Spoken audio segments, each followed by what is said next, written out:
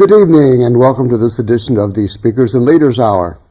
I'm Dave Wilkins, your host, and this is a show that comes into your home once a month on the first Tuesday. And this month, it's the second Tuesday. Tonight is March 10th. The reason that we weren't here last week, although we had gathered here, the library was under a power outage, and you can't do TV without electricity. So in spite of our every effort to put a show on and have it go, we had to postpone it till this week. So, welcome to this week's edition of the Speakers and Leaders Hour. I'm Dave Wilkins, your host, and I'm here tonight to promote Toastmasters and Robert's Rules of Order through parliamentary procedure. I have a terrific cast of characters from the local Anthony Wayne Toastmasters. And not only do they belong to Anthony Wayne Toastmasters, they are members of other clubs. For example, the fellow that you see on the right side of your screen is Tom Howler. And Tom is a member not only of the Anthony Wayne Toastmasters, where he is currently club president. He also serves as club president for the parliamentary unit here in Fort Wayne, as well as an officer in the Advanced Speakers and Leaders Hour. Tom, thank you so much for being here tonight. My pleasure. Okay. And next to Tom is another member of the Anthony Wayne Toastmasters, as well as the Smoky Montgomery Club 159, Mr. Dave Fricke. Dave, thank you for being here tonight. It's good to see you. And you're a past president of the Anthony Smoky Montgomery Club. Okay, notice I get all those names in there, Smoky Montgomery, Bob Lyman, yes, there you go. And also you currently serve as Sergeant at Arms, I believe, is that correct? Okay. And that's the left side of the table. Now on the other side of the table we have a friend of mine from the Anthony Wayne Toastmasters, Mr. Kyle Aschliman, and Kyle serves as our club treasurer this year. And years ago he belonged to the Baer Toastmasters. So Kyle, it's good to see you. Thank you for being here tonight. And I am Dave Wilkins. As I said, I'm the host of this program. And we're here to promote Toastmasters. Well, as you hear about Toastmasters, you think that it's a group that gives speeches, and that is exactly what we do.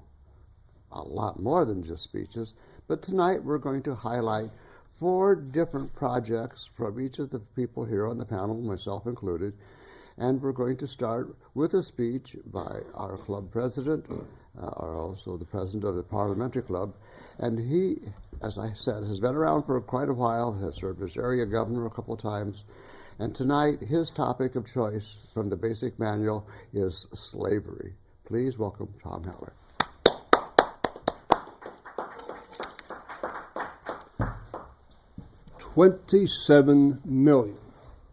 $27 million people around the world, 10,000 in the United States alone. Mr. Wilkins, fellow Toastmasters, most welcome guests in TV land and in the studio. I find it absolutely mind-boggling that 27 million people around the world are in literal slavery. There are additional people who are not being paid for what they do, but are not technically slaves.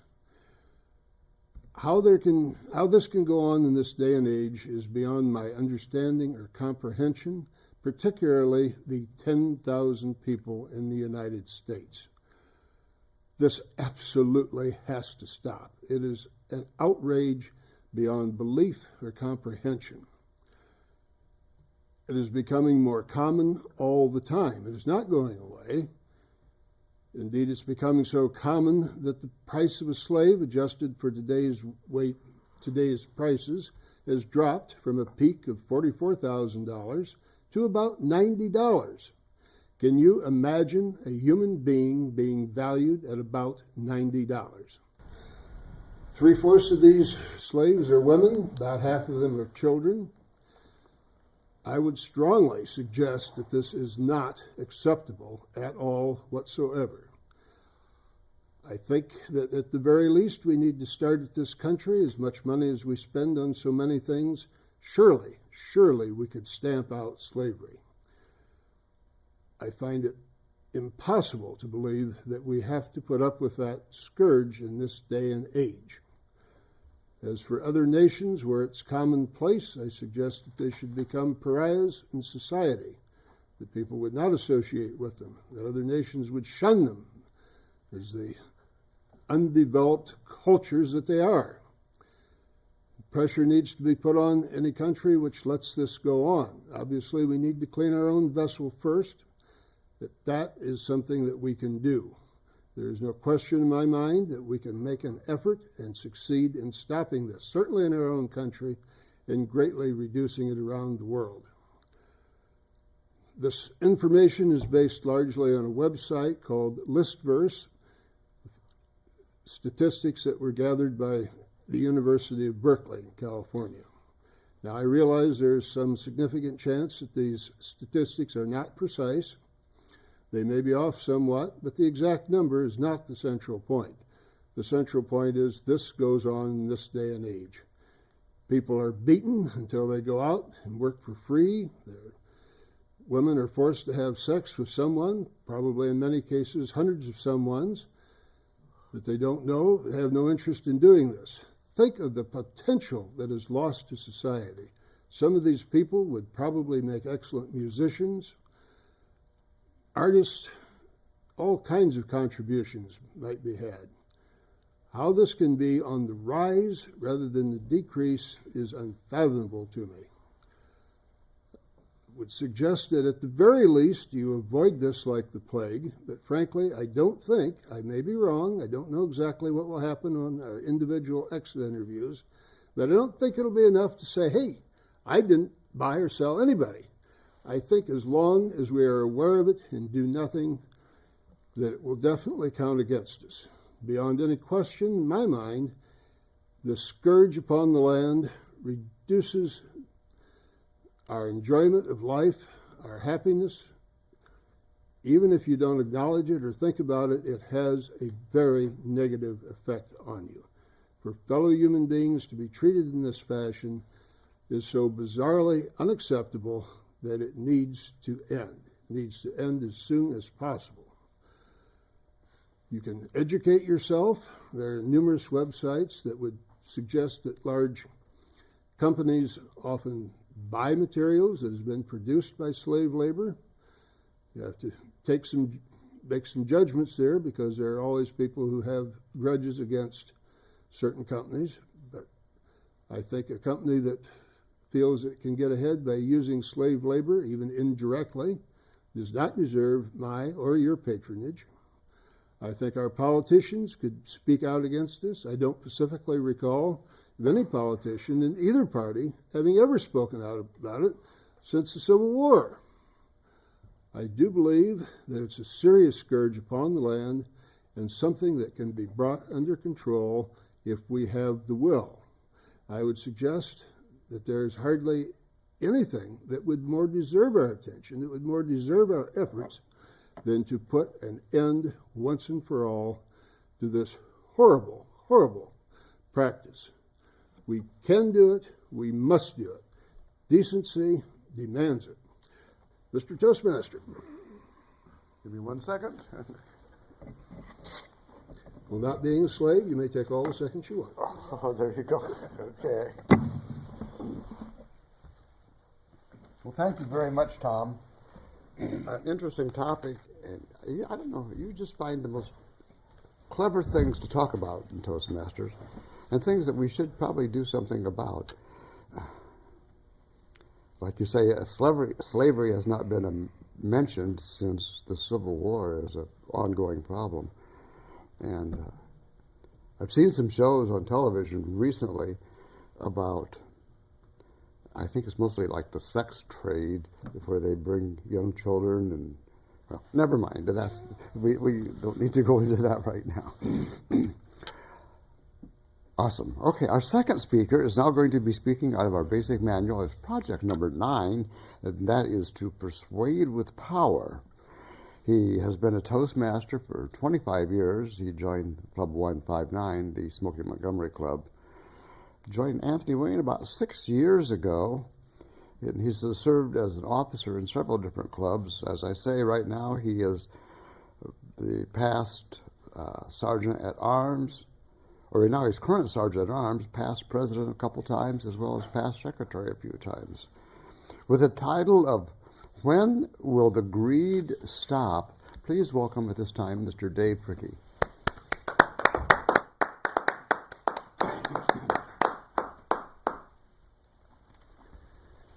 Thank you, Dave. Recently, I came home from church one Sunday and turned on public TV, and I kind of caught just a glimpse of this, but Robert Emmerich, pastor of Bay Ridge United Methodist Church in Brooklyn, New York, challenged his congregation, and hence the faithful, to come up with some reasons on why greed in this country has reached such epidemic proportion. His congregation was sponsoring something of a low-budget Nobel Prize for what he considered to be the best one, but anyway, the whole idea kind of fascinated me. Nearly 8 to 10 years ago, I came home from a Toastmasters meeting, turned on the television set, picked up the end of a Senate speech. Senator Ted Kennedy was speaking. It was one of the last speeches he gave, but he was thundering away on the Senate floor over and over again with, "When will the greed stop?" It was, whether you like the line of the Senate or whether you don't, I think that Senator Kennedy most probably will leave a legacy of being the champion for the least, the last, and the lost. And now that we need him, he's dead. Some 40 years ago, when I attended school, a lot of us, especially in history class, were brought up with some articles of faith, you might say. Probably not a myth, the myth being something that never was and always will be. And I think that an article of faith should be put in a little more concrete than this. But one of the things that I grew up believing from Lincoln's Gettysburg Address is that we were a country of the people, by the people, for the people. Some years ago, we kind of found out, especially after the 2008 economic crash, that we were a nation of the lobbyists, by the bureaucrats, for corporate America. We can't figure out what went wrong.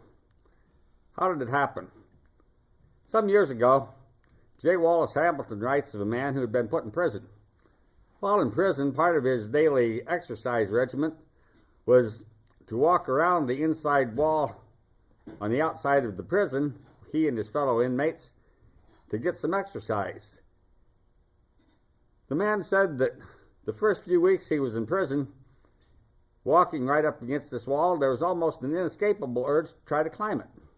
But after a few weeks, he found that this urge, this desire to climb the wall, kind of subsided, and after a few months he found that he could walk right up against the wall without knowing the wall was there. He had lost touch with the reality of the world which was on the outside. This not only happens to us individually, but can happen to us corporately as well. Our founding fathers, almost as an afterthought, wrote into this Constitution something of a Bill of Rights that guaranteed certain freedoms. One of these was freedom of speech and of the press, because they didn't want the citizens of this country to be suppressed when they wanted to speak out against their government, when they felt their government was out of line. But sometime in the last 50 years, this freedom of speech has become a license to say anything you want to say about whoever it is you want to say it, whether you wish them to hear that or not. And if we continue in the direction we're going, we'll probably lose the liberty just to maintain the order. Nearly 40 years ago, in fact all my life, you looked out on the East End industries and they were a thriving community. We made pistons out there, television sets, and trucks. The guy that worked on the assembly line carried a lunchbox to work every morning, was the backbone of the economy. Anybody that worked on the assembly line that could come up with an idea that would save 2 bits was a hero. In recent years, the whole idea of the working stiff being able to save corporate money has turned the working class people into something of a dispensable, just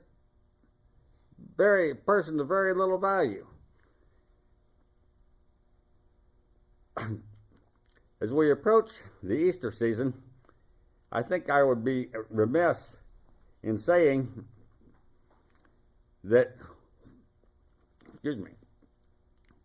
when the tourists made their way to the courtyard of Jerusalem, they were fleeced by the religious community at that time. This fleecing was brought on, Jesus, if you remember, when he drove the money changers out of the courtyard, didn't live very long after that.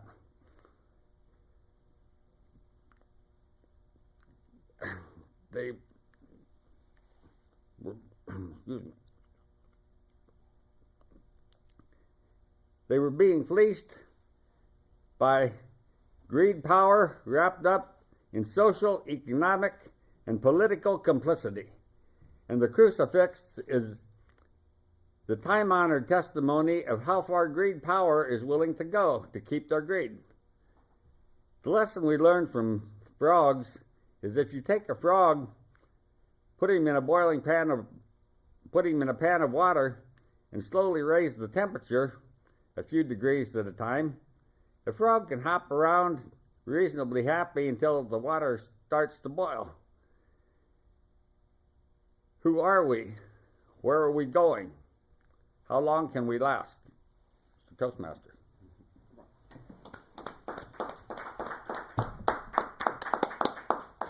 Thank you very much, Dave. Thank you very much, Dave. Very interesting speech. Wow. That's one of the joys of Toastmasters. You never know what kind of topic you're going to hear for the evening. And it is literally an education in itself to hear what other people have thought and studied about any of a variety of topics. And now our next presentation is going to be exactly what Toastmasters was formed for.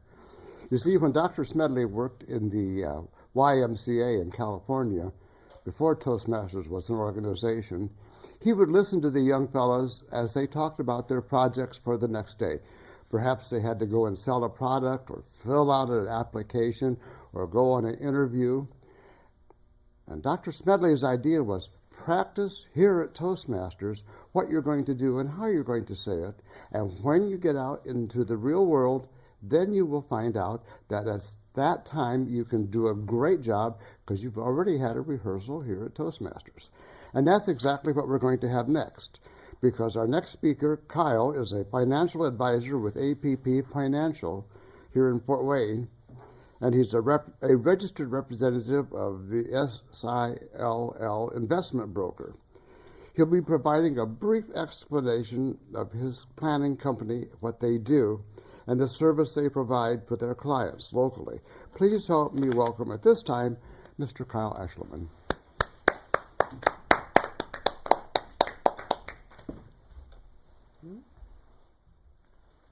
Thank you, Dave, fellow members, guests. It's a pleasure for me to be here this evening with you people today. I'm going to take the opportunity to briefly explain what our firm does here in Fort Wayne and the different advantages we offer the public and the people looking for investment planning. So first off, the company started back in 1965 by Jerry Whitenack, and so we've been around a long time, nearly 50 years. His son started with the company about 20 years ago, and his son Greg heads up the retirement planning and investment division. Myself, I got started in the financial industry about 10 years ago. I was initially with Merrill Lynch here in town and was with another brokerage firm here in town for part of that 10 years. So we've got a good company. We have about 7 to 8 employees, staff of about 4. The way we do business is if you come to us, We do total financial planning, whether it be mutual funds, stocks, bonds, 401k rollovers, pretty much you name it, we'll deal with it. And if we have to get involved with trusts or wills, we're partnered with a couple of attorneys here in town, and we have a couple CPAs we're partnering with if we have to get involved with some tax return information. So we pretty much cover from top to bottom. The way we get paid is if we do investment together. The way we get paid is if you invest with us, once we put the investments in the companies, then that's how we'll get paid. At no time will we send a bill in the mail to you. We don't bill you directly. What we do is we invest, and then once you're comfortable with what we do, then that's how we get paid. We have a couple of, at no point in time will you sign any forms or any paperwork without knowing exactly what you're investing in, what the investment is, the disclosures, the risks involved, the profit potential. We want to make sure you have a complete understanding as to what it is you're investing in before we put pen to paper. And during our initial consultation, when we meet with you, we typically offer 1 or 2 free initial consultations to kind of get acquainted, get to know one another, and determine what's important to you and what you're trying to accomplish. What we'll do during the initial consultation is go through what's called a fact finder or an information sheet. This kind of gives us an idea as to what's important to you, what your 5-year, 10-year, 15-year goals are, and kind of get us an idea as what kind of foundation we need to build to kind of plan ahead for the following years. There's no right or wrong answers on this questionnaire we go through. We have some clients that answer this direction, some clients answer this direction. Just kind of a rule of thumb, kind of gives us a guideline as to what direction we need to go. With our firm, like I said, we have a staff of 4 people. Each staff member is fully licensed and registered with the SEC. So when you call our firm with questions, typically they're going to be able to answer any questions you might have. They're very knowledgeable. If you need to reach me or one of our other financial advisors in the firm, we'll get a call back to you typically within the same day or within 24 hours. Now, we are an independent firm, and what that means is we, for the most part, don't have a corporate headquarters looking over our shoulder. We don't have a big brother looking over our shoulder telling us, we need to invest in this type of product this month, or let's focus on this type of investment this quarter. We basically have the full gamut of choices, whether we choose. There's hundreds of different companies out there and thousands of different investments for that matter, and we can pick and choose which particular investment is best suited for our client after we determine what the client's trying to accomplish and what their goals are. So we have access to all types of companies and all types of investments. Also, when we meet with you, it's mainly just a fact-finding process. Now, we meet with several different types of people. We meet with engineers that are very analytical, and some of the engineers will read an investment prospectus from cover to cover. They'll read the fine print on every page of every document. So we are comfortable with determining what type of personality you are, whether you're very analytical or you just kind of want us to take a hold of the wheel and manage investments for you. We deal with all different types of personalities. When we meet with you, everything's completely confidential. Confidentiality is a big part of our business. We have encrypted emails, and we have files are kept under lock and key, and we have security system in the building. So confidentiality is a big part of our business as well. So it doesn't matter with clients. A lot of firms, they say, typically they want to keep their clients maybe $250,000 net worth or higher. But with us, everybody gets treated the same, whether you have $2,000, $200,000, or $200 million. You get treated the same way here. Because the reason I could say that is because if a person has $2,000, they're probably going to need more help getting to retirement and getting through retirement than a person who probably has $2 million. So that's just kind of a brief overview as to what our firm does, what we offer, and just kind of a synopsis is what APP Financial here in Fort Wayne offers our customers and clients. All right. Dave? All right.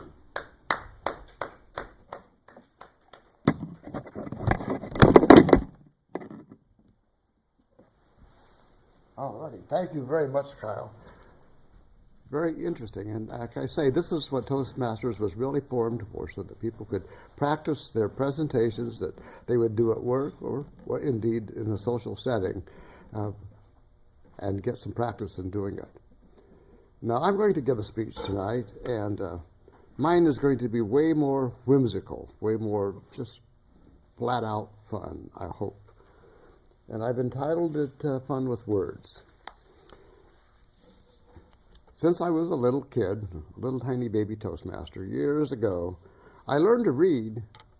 Well, I didn't really learn to read so much as I learned to recognize words at about the age of 3. If you can picture this, my mother would sit in front of me, and we had this book, and it was King Arthur and His Court. And it was a big book, it had a large print, and she would lay it open in her lap. And then I would stand in front of her, between her knees, while the book was in her lap, and she would run along with her finger underneath the words, and she would read the story to me. Well, after a while, every kid knows the whole story completely by heart, and I actually began recognizing the words that she was saying. I didn't know necessarily what the letters were, but I knew that that group of words was when or the or run, so on. And when I told her that I could read, she said, "Oh, really?" And so she said, "Well, show me." So I put the book in front of me, turned it upside down, and I'm reading. And she says, "Oh, no." She says, "You can't be learning to read upside down." So from then on, I sat beside her on the couch, and we did the same thing. And I learned to read, quote, right side up. Well, the one thing we have in common here this evening is we all use words. Words are our stock in trade, as it were. That's how we effectively communicate. And I have always had a real love affair for the English language, because it is indeed a living language as opposed to a dead language such as Latin. So the English language can grow and become because people add words to it. Now, one of the people who really added a lot of words to the English language that you may not know, and I'm going to share some of those with you, was William Shakespeare.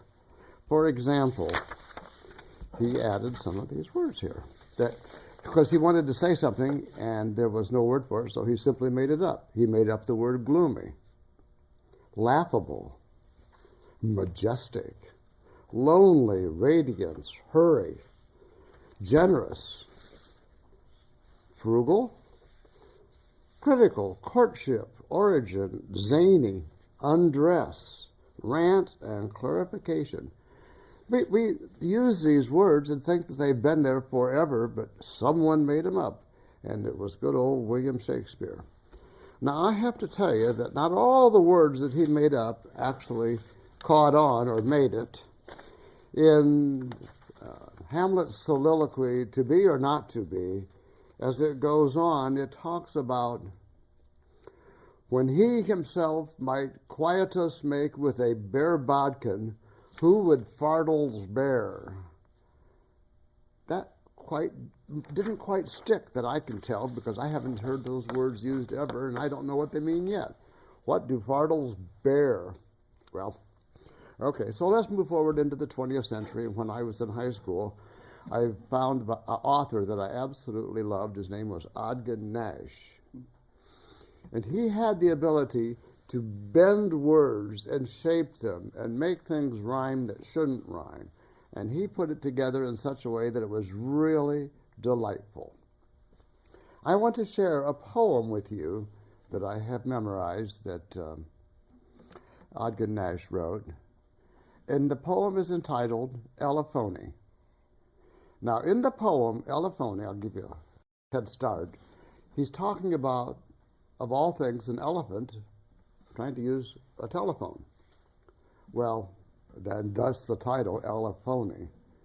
Anyway, there was a problem. The elephant got tangled up in the cords, and it wouldn't ring, and it did ring. And as you hear the poem, you may not recognize the words, but I think that you will find the meaning clear enough. Here goes. Elephone by Ogden Nash. Once there was an elephant who tried to use the telephone.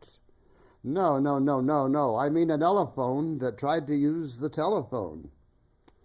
Dear me, I am not certain quite that even now I've got it right. However it was, he got his trunk entangled in the telephunk. The more he tried to get it free, the louder buzzed the telefee. I fear I'd better drop this song of Ella Hop and Telepong. Adganash, a long time ago. He was really very funny, and he was a lot of fun to listen to. And then there is a form of English that is called spoonerisms. And I'm not sure if you are aware of what a spoonerism is. It's where you take two words and transpose the first letters of those two words. A name like Tom Haller would be Ham Towler. My name, Dave Wilkins, would become Wave Dilkins. So you can use this for a lot of fun, and once again, I managed to memorize a story, and I'll share this story with you now. It's the story about a couple that finds a goose, lays gold eggs, and they're greedy, like Dave said. Too much greed in the world. And the story is done in spoonerism form, and so here it goes. Back in the not-too-passant dist, a carried mupple, were nourishment enough to possess a guest which laid an olden gag every dingle say of the week. Now this they considered a great locust struck. But, like some other neeple weepo, they weren't getting fit rast enough. So, ginking the thoos must be made of molten gold in out as well as side, they knocked the goose for a loop with a whasty knack on the knop of the toggin. Gordle poos. Well, anyway, they expect to set at the gorse of the precious muddle. But, as Huck would have it, the in-guides of this souse were just like the in-guides of any other souse, and besides, they did not indade the joyly egg, which the Gendley Floos had never lailed to fay. And I'm not remembering who actually wrote that, but it was in my literature book at Northside High School back in 1960, a few years ago. So those are some fun with the English language, and I have always enjoyed it. And so with that, I will conclude my speech and say, enjoy playing with words. Gentlemen. And now we shall start with the evaluation, and since I had the privilege of evaluating our first presenter, who was Tom Haller, I will go ahead and do that right now. Tom, you spoke on slavery. You were using the project Persuade with Power, project number 9 in our basic manual, and I have to say that you were very convincing. Your opening was really awesome. You had some facts that literally grabbed us right by the throat and said, this is not a good thing. You used clear, descriptive word phrases to describe exactly what's going on, the places in the world where it was going on is just awful. You also, you might have had a few more gestures. You have the same tendency I do, and that is to keep the lectern from floating off the table by holding it down. I don't know if graphs or charts or any photos were on the internet, but something like that might have helped. But the most important part of your speech, the part that I liked the best, was the fact that you were so sincere. You were just right there with telling us exactly how you felt about this topic. And it was worth hearing. Thank you very much. So, now the second speaker was Dave Fricky, and I believe that you have his evaluation. Sure. Where do you want to do it? I'll just do it here. You'll do it there? That's fine. All right. Dave also was very sincere about it, his speech, his topic, and a very important topic also. Indeed, the two topics definitely would have some overlap there. So you would have to be one very greedy person to use another person to do your work. I thought your opening, Dave, was a little slow. You should understand that Dave is a very experienced Toastmaster, and we probably hold him to a little higher standard than we would, some people. You had good examples to prove your point over a wide range of territory from biblical days to modern times. I enjoyed the topic. I thought it was an important topic. You really did a very good job. There weren't many just gestures, but then again, I'm not sure it really called for too many gestures. You did do a good job of keeping your hands at your side, which we're trained to do as Toastmasters, which you have learned to do. You've learned to have faith that the lectern will not float off, unlike Dave and I. So, all in all, another in a long string of very good speeches, Dave. Thank you. Thank you, Dave. And you were to evaluate Kyle, as I believe. Yes. Correct. Okay. Do you want to do that there? Or? I might as well. All right. That's fine. Set the precedent, so. Okay. No, Kyle, I thought you had an interesting speech, but just vocal variety and just your topic selection I thought was very good. Your volume was, something monotone, but I don't know really it's good for a whole, just you attempted to sell what you were talking about, the way you possibly talk to a client. Speaking rate I thought was very good. Your pitch I thought was good. The quality of your voice good. Maybe you could have had a few more pauses, but here again is kind of in the interest of time, but just your speech organization I thought was excellent. Word usage was very good. Your body language, you had enough gestures that they were out to where they could be seen anyway. I really don't know what you could have done to improve your speech. I just enjoy the topic, and I just have always enjoyed listening to intelligent people speak. You're welcome. Well, thank you very much, Dave. And I followed Kyle speaking, and so Kyle has my evaluation. Kyle, please. Dave, very seasoned and professional speaker, did a wonderful job. His topic was how to say it, and I think he did a good job at telling, involving stories. Those are always a good thing to put inside your speakers, or inside your speeches, good stories, which helps portray your point. Very good hand gestures, good opening, good body and close. He used specific words, which was part of the topic of his subject. Went as far as to use specific poems, and like he had said, elephany and Spoonerisms and different things like that were very things that I've never heard of, so I thought those are very entertaining. There again, once a good job, Dave. Appreciate listening to you each time you speak. All right. Well, thank you, Kyle.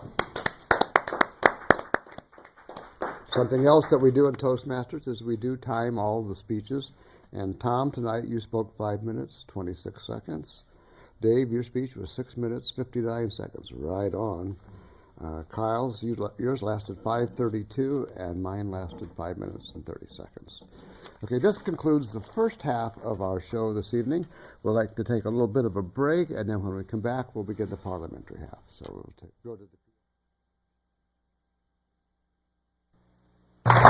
Thank you very much. And now for our next speaker, Stanley Glitchner.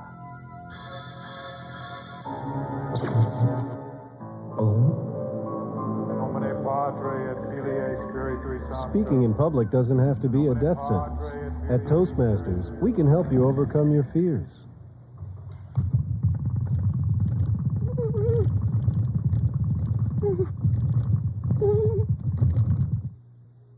I'd like to begin tonight with a little joke.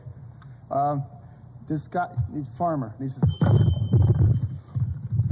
"Hey, hello, sorry." But seriously, folks. Speaking in public is no joke. Farmer says, doctor says, chicken says. For help, call Toastmasters, the public speaking support group. The chicken. All the education in the world won't help you get ahead in life if you can't express your ideas effectively. Every day, competition for advancement gets tougher and tougher. You need an edge. A Toastmasters club can give you that edge. A low-cost learning experience for men and women. Toastmasters gives you the confidence to express your ideas to anyone. Get the Toastmasters edge.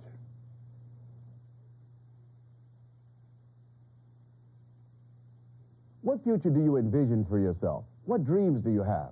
If you want your dreams to come true, you must have confidence in yourself and your abilities. A Toastmasters Club can help you build that confidence. A low-cost learning experience for men and women. Toastmasters shows you how to express yourself clearly and effectively. Make your dreams a reality. Join a Toastmasters Club.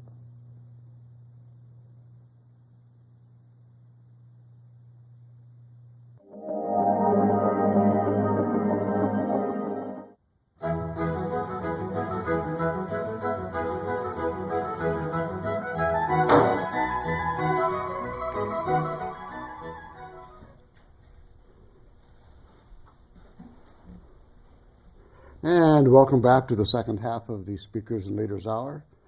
This is the section where we talk about leadership. We talk about parliamentary procedure, and in our case, the National Association of Parliamentarians, our parent organization. The topic we've decided to talk about this evening is motions. Now, there's a lot of confusion in organizations about what motions there are and when they are in order. If you just remember that there are three broad classifications of motions. There are the subsidiary motions, incidental motions, and privileged motions. Now, if you're still listening, each of those groups has a specific purpose. A subsidiary means underneath or supporting, and you use that on a main motion. A subsidiary motion molds and shapes and prepares the motion before the group to be voted on by the people, and by the time you've used all the necessary subsidiary motions, it's ready to be voted on, and everybody is probably going to want to do whatever it says. Incidental motions, on the other hand, do not necessarily require a main motion to be enacted. They're the kind of motions that I would refer to as housekeeping. They're the ones that clarify what you're going to do about doing something, rather than there's no action actually being taken place with the incidental motions. Incidental motions are incidental to business, not enacting it. And finally, the last group, the privileged motions, are there for the health and well-being of the audience, and they also have nothing to do with the conducting of business. In any given meeting that you would go to, you probably would have a motion, perhaps a second, and perhaps an amendment, and maybe even two amendments. But there can never be a third amendment. You can only handle two at a time. By that I mean you have to vote up or down on the motions, and once they're voted up or down, if there's space permitting, you can add other motions, other amendments,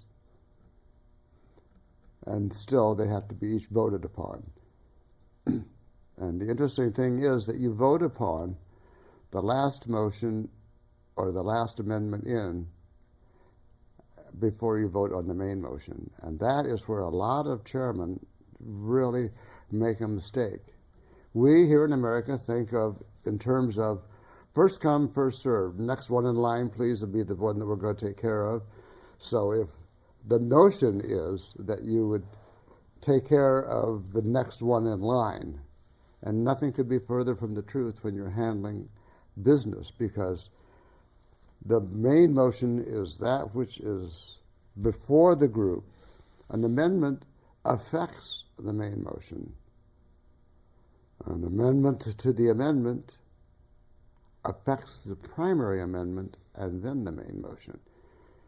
And you have to keep those in mind when you are busy trying to conduct business.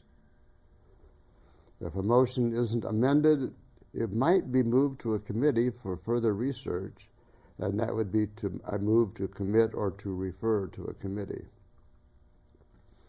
Also, if you need more of an audience, or if you want to postpone it to a certain time, you can move that particular subsidiary motion, as well as to lay on the table, which is one of the most misused motions there is. The real and only purpose to lay on the table is to set aside some pending business because of something that has just happened. And the example is always given that the mayor has stopped in and wants to speak to your group. So you lay on the table everything that's going on. The mayor gives his presentation and leaves.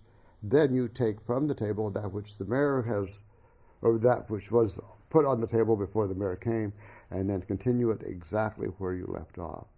That's the true motion to lay on the table. Incidental motions, as I said, are just periphery to the enacting of business. And of course the privilege motions are recess, postpone, recess, also to adjourn or adjourn to a particular time. If there's a meeting going on and you don't get everything done and everybody has to leave, you can adjourn that meeting to a specific time, and that's called fix the time to which to adjourn. And that is the highest ranking motion of all. And that allows a meeting to stop, let time pass, and pick up that meeting exactly where you left off, as if there was no time interval in between. If you come to our group, which is the Bob Lyman unit of the National Association of Parliamentarians, we meet on the third Mondays of the month, and that would be next Monday night, the 16th, and that will be here in the library in the Globe Room. And we will probably have a project on motions. Also, we will probably have one on chairmanship. And these motions, these workshops are presented by our members to our members, and that's how we learn, and that is how we grow. We do have a nice workshop on chairmanship and how to be the leader. If you've been elected to the leader of a group, you are, in effect, their servant. You're not king for a day or lord forever. You do not crack a whip to get things done. You are there to find out what the majority of the people want to do and then be sure that it gets done. And how do you do that? Well, the very first thing that you do is start on time. That cannot be emphasized enough. If you're the kind of leader that says, well, we're not going to start now because Bill isn't here, and we want Bill to be here before we start, so we will wait for Bill. You have just told everybody that came, you're not nearly as important as Bill is because he's not here. When a meeting is supposed to be called to order, the one and only thing that you can do to be correct is to call it to order by tapping your gavel and saying the meeting will come to order. Now that's how you begin a meeting. One of the first things you need to do after you've done that is to establish quorum. And now I know, Tom, as president of a couple clubs, do you have any comments or thoughts on chairmanship that you'd like to share with the group? Well, excuse me, it's very important that you have some idea what you're doing when you're up there. Nothing more embarrassing than being a leader when you don't. I was a Toastmaster club president before I knew anything about parliamentary procedure, and I was constantly putting my foot in my mouth, so a little training is indeed a very, very good thing. That's how I happened to get into the parliamentary world. I thought I could do it by the seat of my pants, and I was wrong. Especially when you have 2 or 3 members in the audience who know what's going on.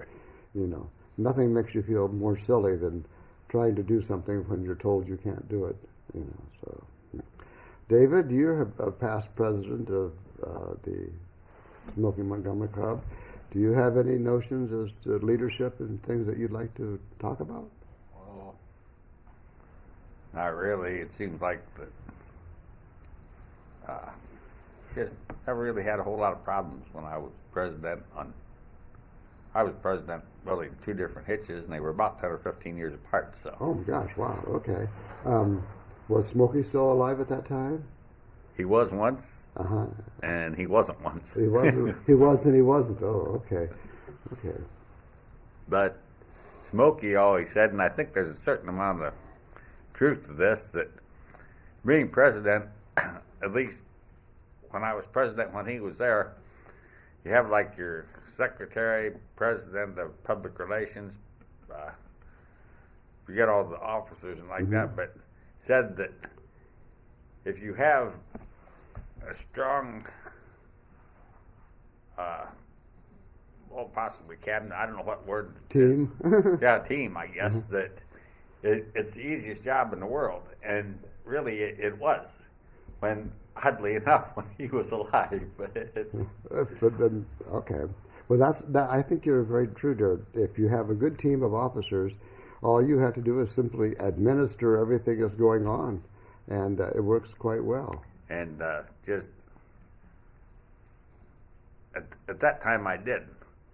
The second time that I was president, and I've always told people that, and I couldn't have told Smokey this and got out of this gracefully, but just that you don't want me in administration because I'm not an administrator. Okay. Well, if you look at the bottom of all Toastmaster literature, it says where leaders are made. And I really truly believe that. I think that leaders are indeed made. You can learn how to do it. I believe it was Caesar that says some people aspire to greatness, some are great, and some have greatness thrust upon them. And so it's very true. If it's thrust upon you, it behooves you to know what the heck you're doing. Kyle, can I ask you, have you ever served as president of a group or a club or a church or anything like that? No, I can't say that I have. I did some activities in my local church, but nothing of the capacity of a president or not student like council or... No, not even that. No. Okay. No. Okay. Well, you're sitting here learning all this information for free tonight. Yeah. Okay. One thing we haven't mentioned is that we are a live call-in show. The number's 422-3902. If you have any questions or comments, we have a few more minutes on the air yet this evening before we are through with this program. Do you have anything further at this time? Well, along with the importance of what you've said, starting on time, it's absolutely necessary to have an agenda. I mean, you might as well hang it up if you don't have an agenda. And if you do have an agenda, and you follow it, it's probably going to go fairly well. Virtually all Toastmaster meetings I've ever been to have an agenda. Sometimes out in the real world, so to speak, they don't have an agenda, and sometimes it gets really ugly, and part of really ugly is that you stay around forever, long after you'd hope to be home in bed. You still haven't accomplished anything. Yeah, I think the agenda is the single most important document for controlling not only people who are very verbose, but controlling the time element in a meeting too. So, well, we're down to the last few minutes, and there's some severe thank yous I need to say. I want to thank, let's see, who's there in the booth? Oh, yeah, Bob.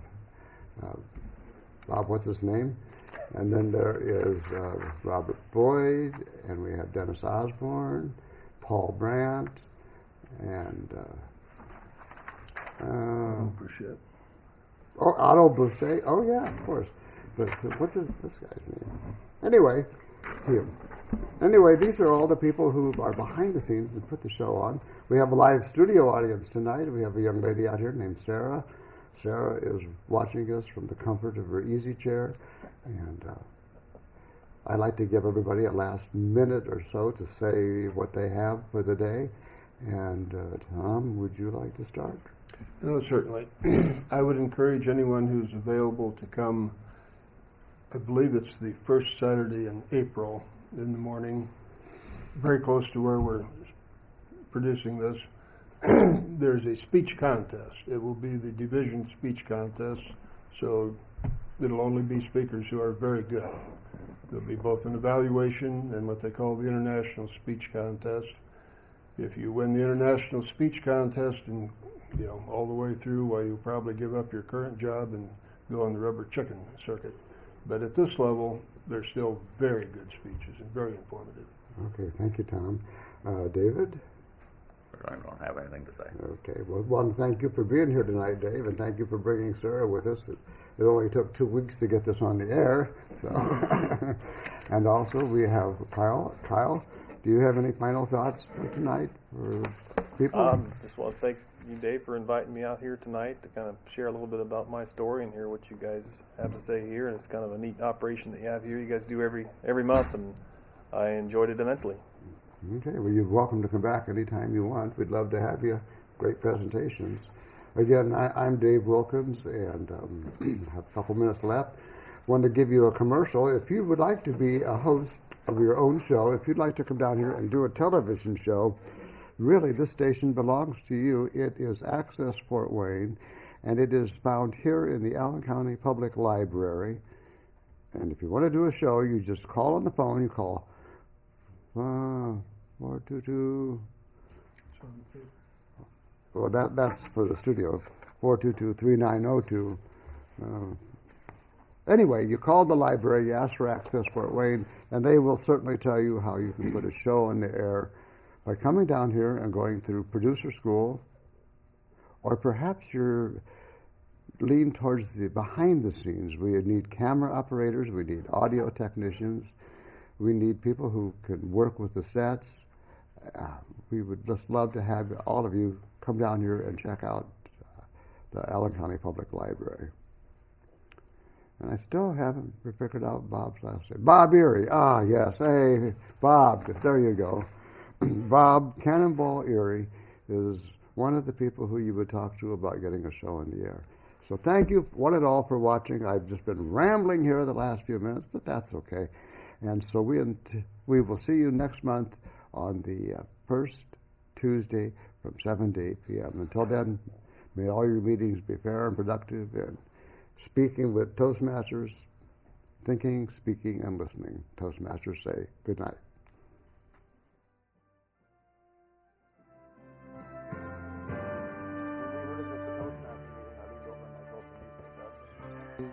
American Institute of Parliamentarians, which is the other half of the church in the morning.